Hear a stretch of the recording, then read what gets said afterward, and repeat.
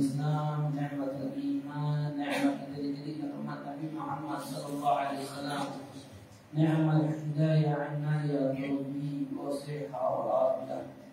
Nikmat Allah Subhanahu wa taala masih memberikan kesempatan dan kesempatan kepada kita untuk duduk di dalam majelis seperti ini, mencoba untuk menyenangkan hati baginda Rasulullah sallallahu alaihi wasallam, mencoba untuk memahami, mempelajari, mengamalkan dan menyebarkan syariat yang dibawakan oleh Rasulullah SAW. Mudah-mudahan apa yang kita lakukan saat ini menjadi sesuatu wasilah pada Allah Subhanahu wa taala dan menjadi kita daripada hamba Allah yang pandai bersyukur kepada Allah dan pandai bertakwa, yang pandai menjalankan perintah Allah dan jauh segala larangan Allah Subhanahu wa taala. Mudah-mudahan menjadi hamba Allah yang diampuni dosa-dosanya, dosa kita, buat kita, guru kita, hiasan rezeki kita, dikabulkan hajat kita, dipanjangkan umur kita dalam ta'ala wa salamah. Allah matikan kita dalam keadaan husnul khatimah.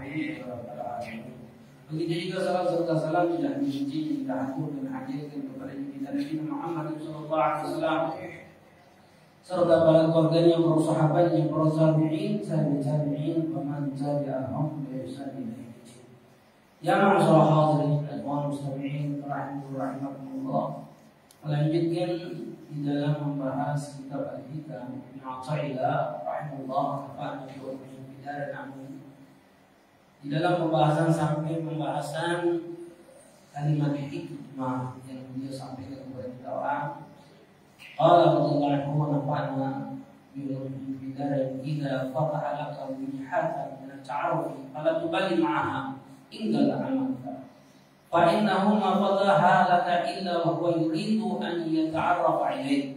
ألم تعلم أن التعرف هو مريد عليك والعمل أنت محدي إليه وإنما تهدي إليه مما هو مريده عليك.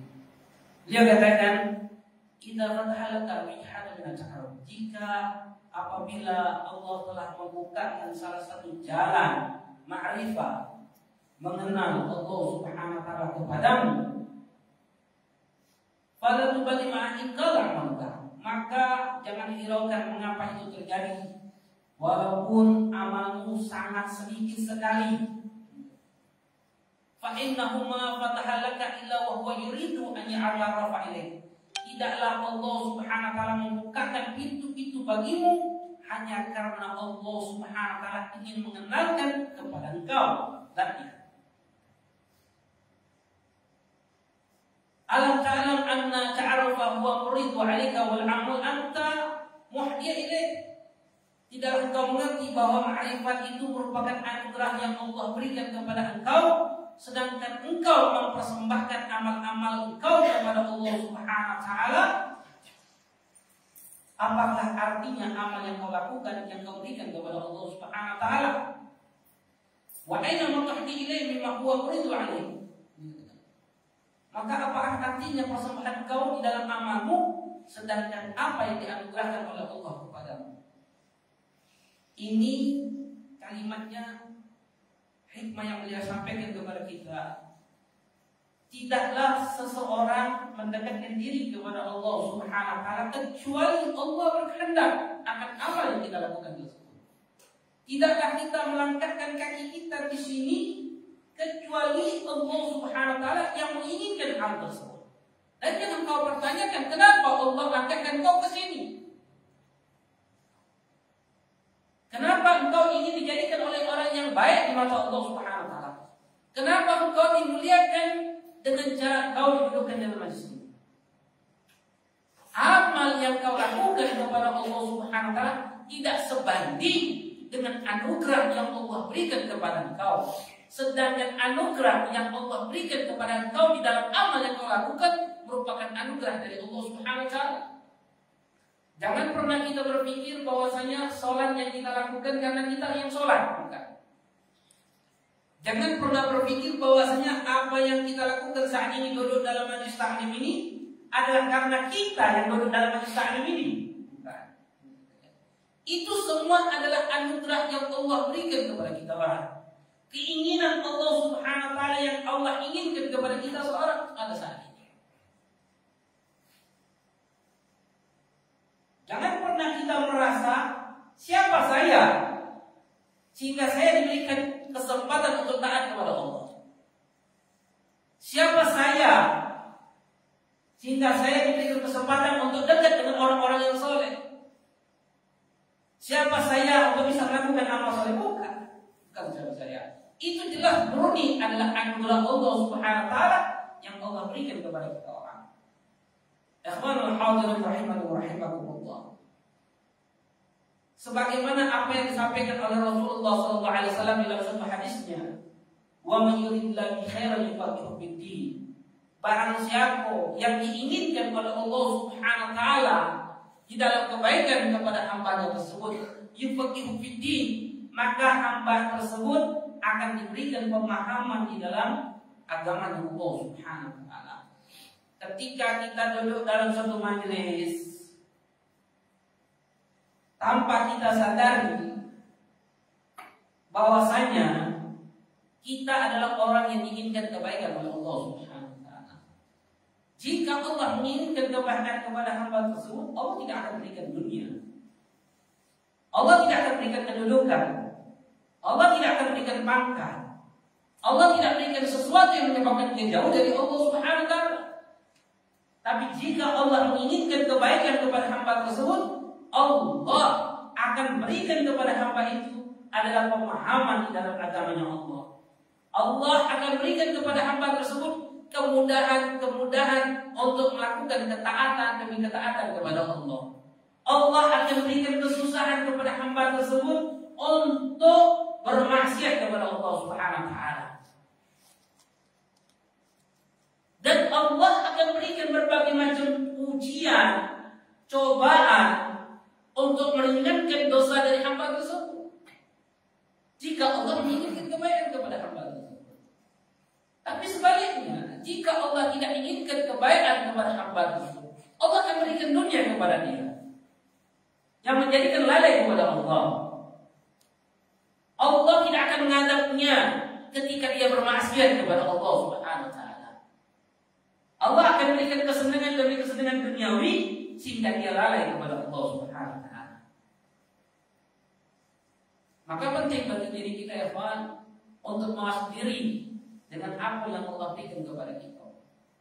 Jangan sampai apa yang Allah berikan kepada kita ini berupa istidraj,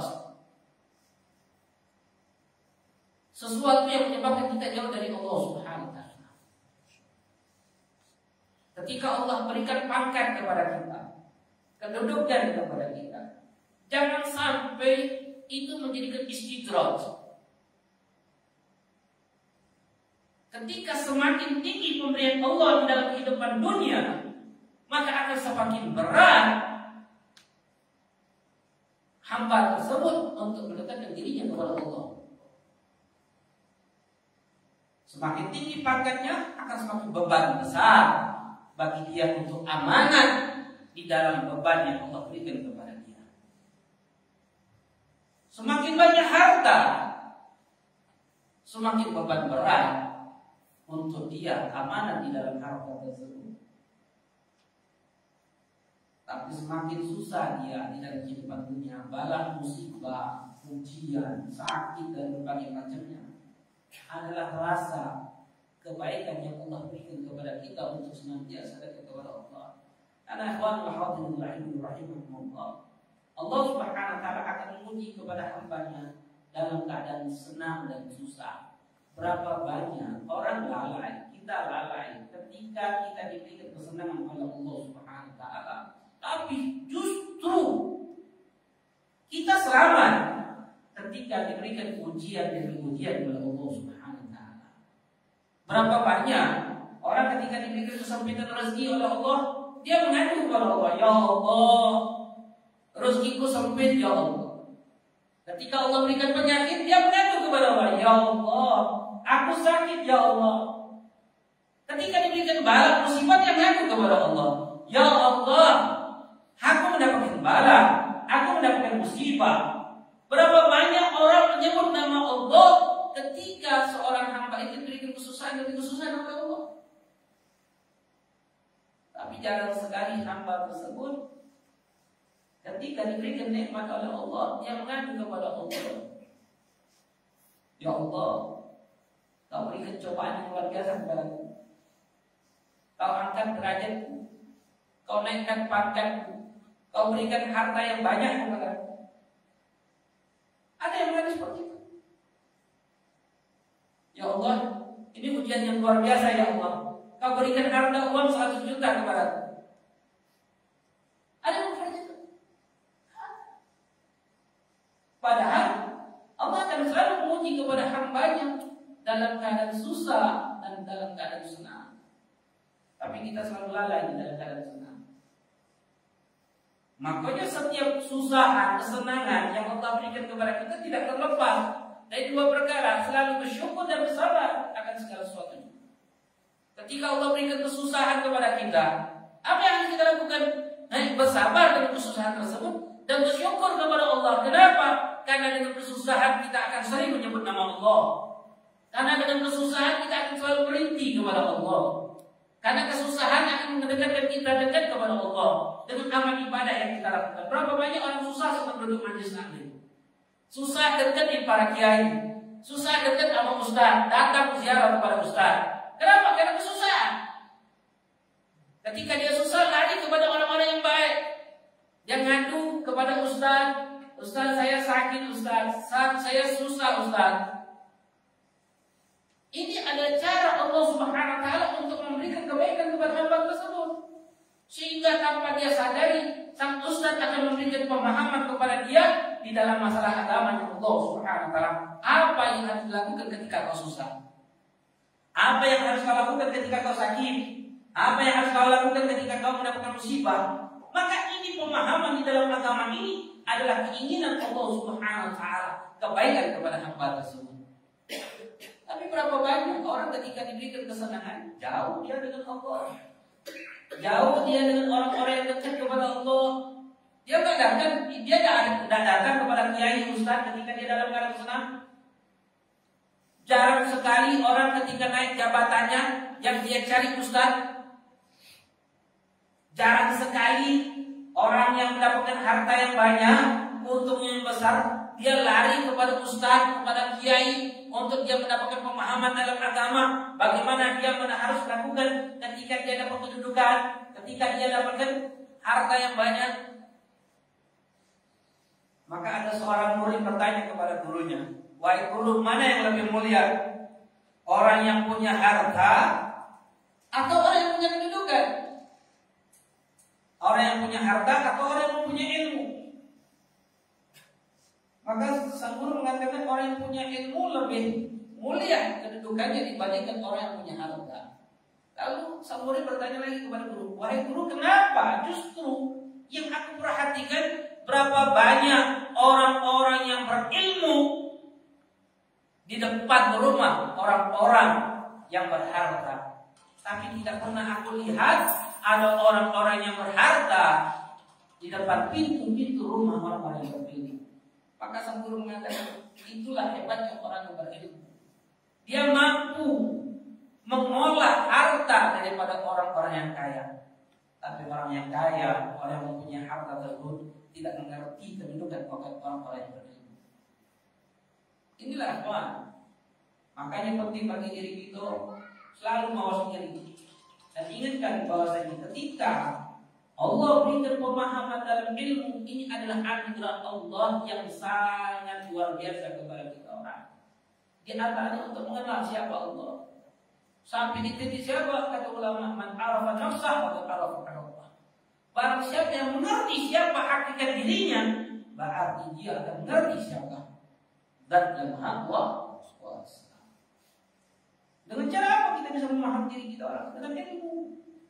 Punya rasa takut kepada Allah itu adalah ilmu.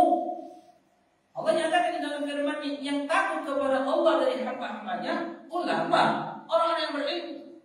Syarat untuk menjadi kita punya rasa takut kepada Allah Subhanahu wa taala adalah ilmu. Tanpa ilmu tidak akan menjadikan kita punya rasa takut kepada Allah. Tapi ilmu yang bagaimana?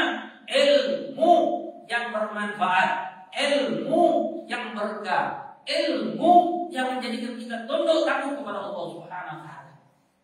Sehingga para ulama mengatakan orang kalau punya ilmu yang banyak, hafizul Quran, hafal ribuan hadis, pintar ceramahnya, banyak umatnya, tapi tidak menjadikan dia punya rasa takut kepada Allah, maka ulama mengatakan orang yang seperti itu pada hakikatnya dia tidak berilmu. Walaupun ilmunya banyak, hartanya, kedudukannya luar biasa, hafizul Quran dan berbagai macam, tapi dia tidak dianggap orang yang berilmu. Hanya orang yang berilmu adalah ilmu yang hakiki, ilmu yang nafi', yang bermanfaat, ilmu yang menjadikan hamba tersebut punya rasa takut kepada Allah Subhanahu wa taala. Ketika kita memiliki kesusahan, wahala secara bulan, apa? Bersabar dengan kesusahan yang Allah berikan kepada kita orang dan bersyukur kepada Allah Subhanahu wa taala. Kenapa? Itu menjadikan wasilah untuk kita bisa dekat kepada Allah. Dengan kita dekat para kiai, dekat para ulama, kita lebih sering bermunajat kepada Allah, sering merintih kepada Allah Subhanahu wa taala dan kesusahan yang Allah berikan kepada kita karena cobaan-cobaan tersebut. Karena tidak ada itu kecuali Allah berikan kebaikan kepada kita. Begitu juga kita ketika kita diberikan kedudukan oleh Allah, ketika kita diberikan harta oleh Allah, dibangkat, berikan pangkat, berbagai macam nikmat yang Allah berikan kepada kita orang, diberikan anak, istri, rumah, harta, mobil dan berbagai macam. Ingat dua hal yang harus kita lakukan. Yang pertama apa? Senantiasa bersyukur kepada Allah Subhanahu wa taala atas nikmat yang Allah berikan kepada kita orang. Bersyukur atas nikmat Allah berikan harta kepada kita, kedudukan, pangkat, jabatan, istri, anak.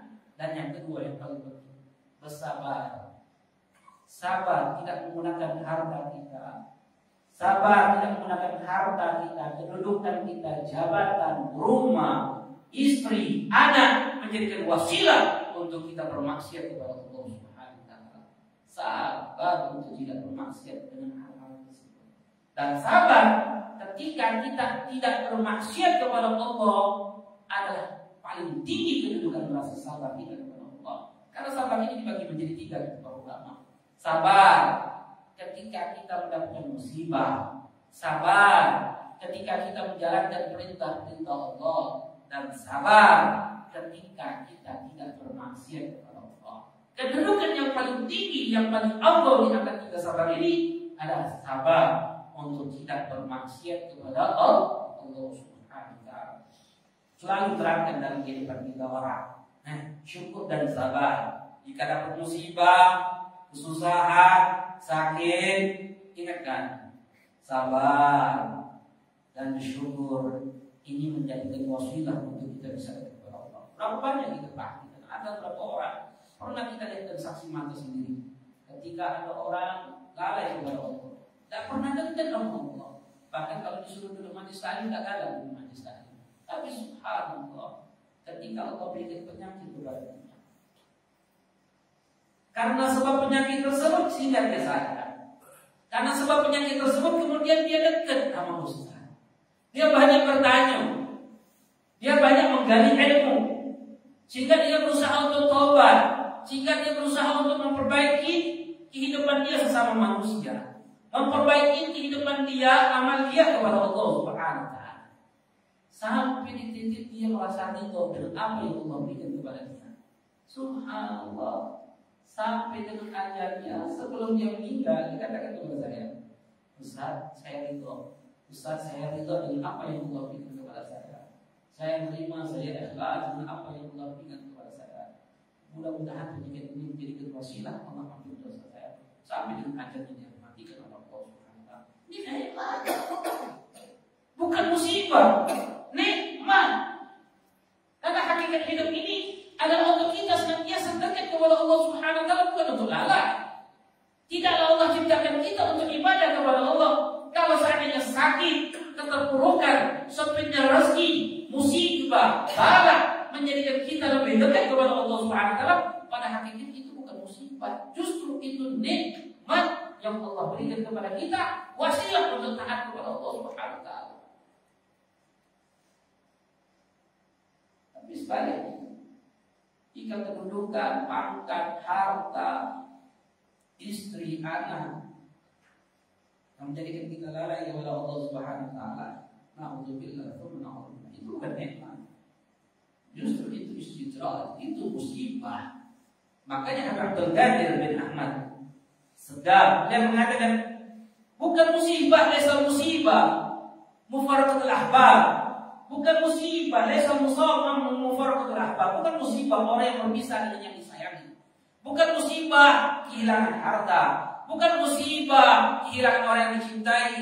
Bukan musibah kehilangan kedudukan. Bukan musibah hilangnya tangan, hilangnya anggota tubuh. Innal musibah man yusabu fid. Sesungguhnya musibah orang yang mendapatkan musibah di dalam agamanya. Sesungguhnya musibah jika dia meninggalkan sholat 5 waktu. Sesungguhnya musibah adalah orang yang meninggalkan majlis ta'lim. Sesungguhnya musibah orang yang menjauhkan dirinya kepada Allah. Itu pada hakikatnya musibah dalam kehidupan dunia ini. Maka daripada ikhwan al-hadirin rahimakumullah, idza halaka wajhatu min ta'arrufi fala tubali ma'aha in dalla amaluka kata Imam Ibnu Athaillah. Apabila Allah Subhanahu wa taala membukakan salah satu jalan kepada engkau untuk mengenal Allah melalui syariat yang dibawakan oleh Rasulullah SAW, jangan pernah kau hiraukan mengapa itu terjadi. Walaupun amalmu tidak ada apa-apanya, walaupun amalmu sedikit, fa innahu ma qad halaka illa wa huwa yuridu an yaqtarafa ilaih. Tidaklah Allah melangkahkan kakimu menanjakan kau kepada jalan yang baik kecuali Allah yang memberikan anugerah hal tersebut untuk kau. Allah yang menginginkan kebaikan untukmu. Allah yang berkehendak, yang menentukan, yang mentakdirkan apapun yang baik untuk kita orang. Maka di dalam hal ini sering kita ucapkan kalimat Masya apa artinya? Segala sesuatu yang dikehendaki oleh Allah. Duduk di tempat di sini adalah Masya Allah, Alhamdulillah. Kenapa? Allah inginkan. Rumah balik rumah dengan istri kita, Masya Allah. Ingat harga kita, Masya Allah. Kan sebagai ujian kehendak Allah. Jika selamat dengan ujian-ujian yang Allah berikan kepada kita, Alhamdulillah. Nah, jika ujian ini mengarahkan kita dekat kepada Allah, Alhamdulillah. Apapun yang mengarahkan kita dekat kepada Allah, baik itu berupa kenikmatan atau kesusahan dalam kehidupan dunia ini, ada itu semuanya nikmat. Sebaliknya, apapun hal yang menjadikan kita jauh dari Allah, baik itu berupa kesenangan ataupun kesusahan, itu adalah istidrat, justru keluaran menjauhkan diri kita kepada Allah Subhanahu wa taala. Allah yang memberikan anugerah ini, mudah-mudahan kita kepada Allah Subhanahu wa taala. Mudah-mudahan Allah senantiasa memberikan anugerah kepada kita orang untuk memberikan hidayah, taufik, inayah, untuk bisa dekat kepada Allah Subhanahu wa taala. Mudah-mudahan Allah senantiasa memberikan kenikmatan kepada kita orang untuk menjadikan kita dekat kepada Allah Subhanahu wa taala dan juga hidupkan kita kepada Allah. Mudah-mudahan Allah jauhkan segala sesuatu yang menyebabkan kita jauh dari Allah Subhanahu wa taala. Amin ya rabbal alamin. Sebelum kita tutup di dalam nasihat ini, ada yang ditanya, silakan pertanyaan bebas. Ada yang tadi kan sebelum kita tutup. Ada yang tadi? Silakan. Ada. Apabila ada yang kita tanya kita berbantu. Silakan di. Bismillahirrahmanirrahim. Alhamdulillahirabbil alamin. Allahumma shalli wa sallim ala sayyidina Muhammad wa ala ali sayyidina Muhammad. Allahumma inna ilahana kullu hasan wa aqim jiddi wa qadri wa abi. Najina min al-ghawm alladhi nahnu fihi ayyuhu ya jalal wal ikram. Nas'aluka an tuhyi qulubana bi nuri ma'rifatika ya Allah ya Allah ya Allah ya Arhamar Rahimin. Allahumma rzuqna mahdi nabiyyin hayyun muslimin bi syara'at al-hamal wa al-qarrabin. Allahumma a'inna bi'ilmi zidna bi'ilmi akrimna bi taqwa wa bil afiyah ya Arhamar Rahimin. Wa sallallahu ala sayyidina Muhammadin nabiyyi wa ala alihi wa sallam. Subhana rabbika rabbil izzati amma yasifun.